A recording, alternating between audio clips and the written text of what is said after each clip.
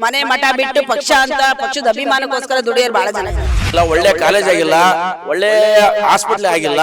ಅಜ್ಜಂದೇನೋ ವಯಸ್ಸಾಗಿತ್ತು ಇದೊಂದ್ಸರಿ ಅಂತ 3 ಟೈಮ್ ಬಂತ ಅಜ್ಜ. 25 ವರ್ಷದಿಂದನೂ ದಾವಣಗೆರೆ ದಕ್ಷಿಣದಲ್ಲಿ ಗೆದ್ಕೊಂಡ ಬಂದಿದ್ದಾರೆ. ಬಟ್ ಅಭಿವೃದ್ಧಿಯಲ್ಲಿ ಶೂನ್ಯ ಆಗಿದೆ. ಬಂದ್ರು ಅವ್ರು ಗೆದ್ರೂ ಯಾರಿಗೂ ಸ್ಪಂದಿಸ್ಲಿಲ್ಲ. ಅವರು ಭಾಗ್ಯ ಪಿಸಾಳೆ ಅಂತೇಳಿ ಏನ್ ಮಾಡ್ತೀರಾ? ನಾನು ಬಿಜೆಪಿ ಡಿಸ್ಟ್ರಿಕ್ಟ್ ಜನರಲ್ ಸೆಕ್ರೆಟರಿ ಮತ್ತೆ ಲಾಸ್ಟ್ ಟೈಮ್ ಅಲ್ಲಿ ಕೇಂದ್ರ ಸರ್ಕಾರ ನಾಮಿನೇಟೆಡ್ ದಿಶಾ ಕಮಿಟಿ ಅಂತ ಡೈರೆಕ್ಟರ್ ಇದೆ. ನೀವು ಬಿಜೆಪಿ ಅವರಾಗಿರೋದ್ರಿಂದ ನಿಮ್ನೆ ಕೇಳೋದು, ಯಾರಿಗೆ ಟಿಕೆಟ್ ಕೊಟ್ರೆ ಒಳ್ಳೇದು ನಿಮ್ದೀಗ? ನಮ್ಮ ದಕ್ಷಿಣ ಭಾಗದಲ್ಲಿ ಯಾರು ಕಾರ್ಯಕರ್ತರಿಗೆ ಸ್ಪಂದಿಸ್ತಾರೋ, ಕಾರ್ಯಕರ್ತರು ನಮ್ಮ ಜೊತೆಗೆ ಇರ್ತಾರೋ, 24 ಗಂಟೆ ಏನೇ ಕಷ್ಟ ಸುಖ ಅಂತ ನೋಡೋ ವ್ಯಕ್ತಿಗೆ ನೋಡಿ ಸಾಮಾನ್ಯ ಮನುಷ್ಯನಿಗೆ ಟಿಕೆಟ್ ಕೊಡಬೇಕು. ಆ ರೀತಿ ಸಾಮಾನ್ಯ ಮನುಷ್ಯರು ಇದಾರ ನಿಮ್ಮಲ್ಲಿ? ಇದಾರೆ. ದಕ್ಷಿಣ ಭಾಗದಲ್ಲಿ ಸಾಮಾನ್ಯ ಮನುಷ್ಯರೇ ಇರೋದು. ಕಾರ್ಯಕರ್ತರು ತುಂಬಾ ಜನ ಇದ್ದಾರೆ. ಮನೆ ಮಠ ಬಿಟ್ಟು ಪಕ್ಷ ಅಂತ ಪಕ್ಷದ ಅಭಿಮಾನಕ್ಕೋಸ್ಕರ ದುಡಿಯೋರು ಬಹಳ ಜನ ಇದ್ದಾರೆ. ಈ ಹಿಂದೆ ನೋಡ್ದಂಗೆ ಯಶವಂತರಾವ್ ಜಾಧವ್ ಅವರು, ಅಜಯ್ ಕುಮಾರ್ ಅವರು, ಈಗ ಶ್ರೀನಿವಾಸ್ ದಾಸ್ ಕರಿಯಪ್ಪ ಅವ್ರು ನಮಗೂ ಬೇಕು ಅಂತ ಹೇಳ್ತಾರೆ. ನಿಮ್ ಪ್ರಕಾರ ಸೂಕ್ತವಾಗಿ ಎಲ್ಲಾರು ಯಾರಿಗೆ ಟಿಕೆಟ್ ಕೊಟ್ಟರು ಎಲ್ಲ ಒಟ್ಟಾಗಿ ಚುನಾವಣೆ ಮಾಡಕ್ ರೆಡಿ ಇದ್ದೀರಾ? ಯಾರಿಗಾದ್ರೂ ಕೊಡ್ಲಿ, ಪಕ್ಷ ಏನ್ ತೀರ್ಮಾನ ಮಾಡುತ್ತೋ, ನಮ್ಮ ರಾಜ್ಯದವ್ರು ಯಾರು ತೀರ್ಮಾನ ಮಾಡ್ತಾರೋ ಅವ್ರಿಗೆ ಕೆಲಸ ಮಾಡಕ್ ರೆಡಿ ಇದೀವಿ ನಾವು. ದಾವಣಗೆರೆ ಬಿಜೆಪಿಲಿ ಯಾವುದೇ ಭಿನ್ನಮತ ಇಲ್ಲ. ಈಗ ಭಿನ್ನಮತ ಇಷ್ಟು ದಿನ ಇತ್ತು, ಈಗೆಲ್ಲ ಒಂದಾಗಿದ್ದಾರೆ. ರಾಜ್ಯದವ್ರು ಹೇಳಿ ಎಲ್ಲ ಮಾಡಿದ್ದಾರೆ, ಯಾರಿಗೆ ಕೊಟ್ಟರು ಮಾಡ್ತಾರೆ. ನಿಮ್ ಜಿಲ್ಲಾಧ್ಯಕ್ಷ ಹೆಸರನ್ನ ಹೇಳಿ? ರಾಜಶೇಖರ್. ಅವರೇ ಎಲ್ಲೋ ನ್ಯೂಟ್ಲ್ ಆಗ್ಬಿಟ್ಟಿದ್ರಪ್ಪ ಕಳೆದ 2 ವರ್ಷಗಳಿಂದ. ಸೆಂಟ್ರಲ್ ಮಿನಿಸ್ಟರ್ ಸೋಮಣ್ಣ ಅವ್ರು ಬಂದ್ರು ಕಾಣಿಸ್ಕೊತಿರ್ಲಿಲ್ಲ ಅವರು. ಈಗ ಅವಾಗ ಒಂದು ಕಡೆ ಇದ್ರು ಅವ್ರು. ಈಗ 2 ಕಡೆ ಬೇಕು, ಅವ್ರನ್ನ ಕರ್ಕೊಂಡು ಇವ್ರನ್ನ ಕರ್ಕೊಂಡು ಬೇಕು ಅಂತೇಳಿ ಸ್ಪಂದಿಸ್ತಿರ್ಲಿಲ್ಲ. ಈಗ ಅವರೇ ಒಂದು ಗುಂಪು ಮಾಡ್ಕೊಂಡು ಆ ಗುಂಪಲ್ಲಿ ಇದ್ರು. ಈಗ ಗುಂಪು ಬಿಟ್ಟು ಈಗ 2 ಕಡೆನೂ ಇದಾರ ಅವ್ರು. ರೇಣುಕಾಚಾರ್ಯ ಅವರ ಗ್ಯಾಂಗು ನಾವು ಬೆಂಗಳೂರಲ್ಲಿ ಕೂತ್ಕೊಂಡು ನೋಡಿದಾಗ ಬರುವಂತ ಅಭಿಪ್ರಾಯಗಳು, GM ಸಿದ್ದೇಶ್ವರ್ ಗ್ಯಾಂಗು ಎಲ್ಲ ಒಟ್ಟಾಗಿ ಹೋಗ್ತೀರಾ? ಒಟ್ಟಾಗೆ ಹೋಗ್ತೀವಿ ಸರ್. ಗ್ಯಾಂಗ್ ಅನ್ನೋದು ಇದೆ? ಗ್ಯಾಂಗ್ ಇಲ್ಲ, ಒಟ್ಟಾಗಿ ಹೋಗ್ತೀವಿ. ಗ್ಯಾಂಗ್ ಇಲ್ಲ. ಈಗ ನಮ್ಮ ಪಕ್ಷದಲ್ಲಿ ಗ್ಯಾಂಗ್ ಅನ್ನೋದೇ ಇರ್ಲಿಲ್ಲ. ಅದು ಈಗ MP ಎಲೆಕ್ಷನ್ ಇಂದ ಬಂತು. ಅದು MP ಎಲೆಕ್ಷನ್ ಅಲ್ಲಿ ಸ್ವಲ್ಪ ಸಮಸ್ಯೆ ಆಯ್ತು.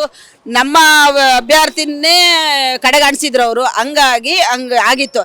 ಯಾರಿಗೇ ಆಗ್ಲಿ ಒಂದು ಪಕ್ಷ ಕೊಟ್ಟ ಮೇಲೆ ನಾವು ತೀರ್ಮಾನದಂತೆ ನಡ್ಕೋಬೇಕಾಗಿತ್ತು. ಎಲ್ಲ ಒಂದ್ ಕಡೆ ವಿಡಿಯೋಸ್ ನೋಡ್ತಾ ಇದ್ದೆ. Vinay Kumar insight academy education ಇಷ್ಟು ಇಡೀ ದೇಶದಲ್ಲಿ ಇರೋರ್ನೆಲ್ಲ ವಿದ್ಯಾವಂತರನ್ನ ಮಾಡಕ್ ಕೊಟ್ಟವ್ರೆ. ಬಿಜೆಪಿ ಟಿಕೆಟ್ ಕೊಟ್ರೆ ನಾನು ನಿಂತ್ಕೋತೀನಿ ಅಂತ ಅವ್ರು. ಸ್ವಾಗತನ? ಈಗ ಎಲ್ಲರೂ ಬರ್ತಾರೆ ದಕ್ಷಿಣಕ್ಕೆ. ಯಾಕಂದ್ರೆ ಟಿಕೆಟ್ ಕೊಡ್ತಾರೆ. ಅವರು ಕಾಂಗ್ರೆಸ್ ಅವ್ರು ಇದ್ರು. ಅಜ್ಜಂದೇನೋ ವಯಸ್ಸಾಗಿತ್ತು ಇದೊಂದ್ಸರಿ ಅಂತ 3 ಟೈಮ್ ಬಂತ ಅಜ್ಜ.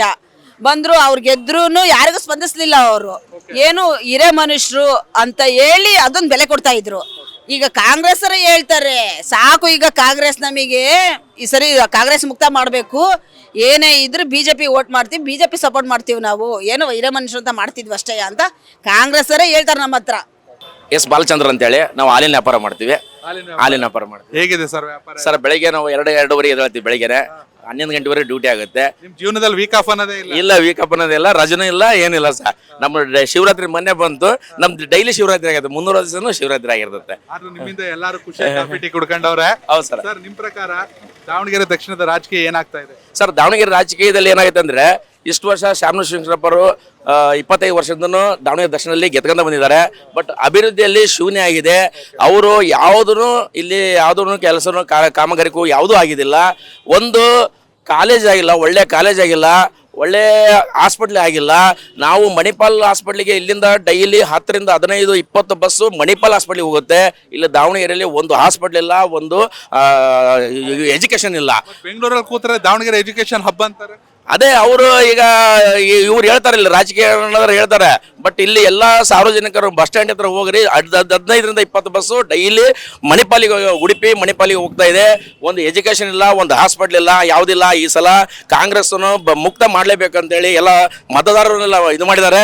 ಈ ಸಲ ಬಿಜೆಪಿ ಬರೋದು ಖಂಡಿತ ಶತಸಿದ್ಧ. ಮತ್ತೆ ಅಭಿವೃದ್ಧಿ ಏನಿಲ್ಲ. ಈಗ ಮೊನ್ನೆ ಹೇಳಿದ ಜರ್ಮನಿ ಇದೆ, ಗಾಂಧಿ ಸರ್ಕಲ್ ಅಲ್ಲಿ ಜರ್ಮನಿ ಸರ್ಕಲ್ ಅಂತ ಮಾಡ್ತೀವಿ ಅಂತ ಹೇಳಿದ್ದಾರೆ. ಆ ಸರ್ಕಲ್ ಅಲ್ಲಿ 4 ತಿಂಗಳು ಜನಗಳಿಗೆ, ವೆಹಿಕಲ್ಗಳಿಗೆ ಓಡಾಡ್ಲಿಕ್ಕೆ ಬಹಳ ತೊಂದರೆ ಆಗಿದ್ದು. ಈಗ ಹೋದ್ರೆ 7-8 ತಿಂಗಳು ಯಾರು ಹೆಣ್ಮಕ್ಳು ಡೆಲಿವರಿ ಆಗಿಲ್ಲ ಅಂತ ಹೇಳಿದ್ರೆ, ಇಲ್ಲಿ ಹೋದ್ರೆ ಒಂದು ರೌಂಡ್ ಹೋಗ್ಬಿಟ್ರೆ 8 ತಿಂಗಳಿಗೆ ಡೆಲಿವರಿ ಆಗುತ್ತೆ ಅಂತ ಸರ್ಕಲ್ ಮಾಡಿದ್ದಾರೆ ಇವ್ರು ಶ್ರೀನಿವಾಸರು. ಎಲ್ಲ ಶೂನ್ಯ. 2 ವರ್ಷ MP ಆಗಿದ್ದಾರೆ, ಏನು ಕೆಲಸ ಮಾಡಿಲ್ಲ, ಯಾವುದು ಕೆಲಸ ಮಾಡ್ತಾ ಇಲ್ಲ.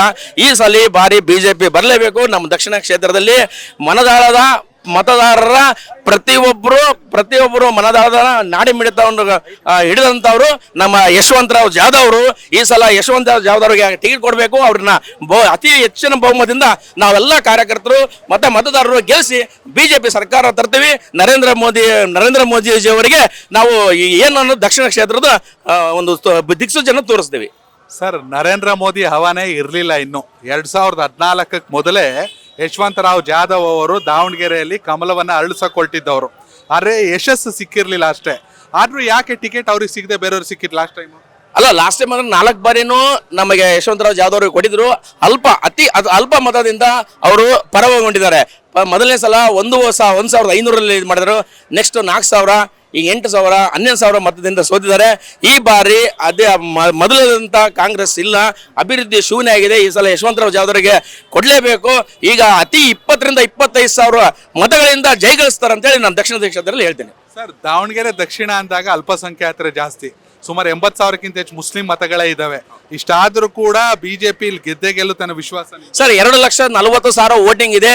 217 ನಮ್ಮ ದಕ್ಷಿಣ ಕ್ಷೇತ್ರದಲ್ಲಿ ಬೂತ್ಗಳಿದ್ವು. ಈಗ 280 ಬೂತ್ಗಳಾಗಿದ್ದಾವೆ.